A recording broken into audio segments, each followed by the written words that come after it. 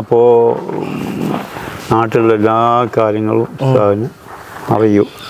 അപ്പോൾ പിന്നെ എന്നോട് പറഞ്ഞ് വാപ്പനോട് പറഞ്ഞ വരാൻ പറയുന്നുണ്ട്. അപ്പോൾ അക്കാലത്ത് ഞങ്ങൾക്കൊരു കേസുണ്ടായി, വാപ്പക്ക് ഒരു സിവിൽ കേസ് ഉണ്ടായി വയലിൻ്റെ. അങ്ങനെ അപ്പോൾ എന്നോട് അവ്യക്തം, അതൊരു മുസ്ലിമുമായിട്ടായി, അതുകൊണ്ട് തന്നെ അവ്യക്തമായ ഭാഷയിൽ എന്നോട് പറഞ്ഞ് കക്കാണ്ടും പിടിച്ചു പറിക്കാണ്ടൊക്കെ നമ്മളും കഴിഞ്ഞു പോകുന്നുണ്ടല്ലേ എന്ന് പറഞ്ഞു എന്നോട്.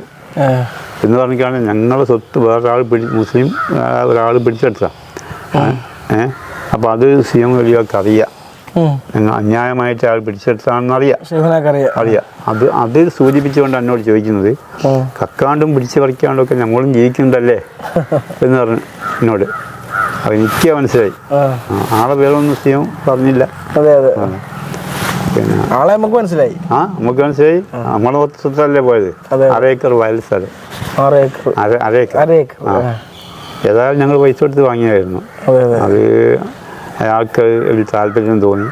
അയാൾക്ക് അന്ന് വലിയ സ്വാധീനമുള്ള മനുഷ്യൻ, വലിയ സ്വാധീനമുള്ള ആൾ. അന്ന് ആൾ ചെയ്താലൊന്നും ആരും ചോദിക്കാൻ പറയാൻ ആളില്ല, അത്രയും അങ്ങനെ സംഭവിച്ചു.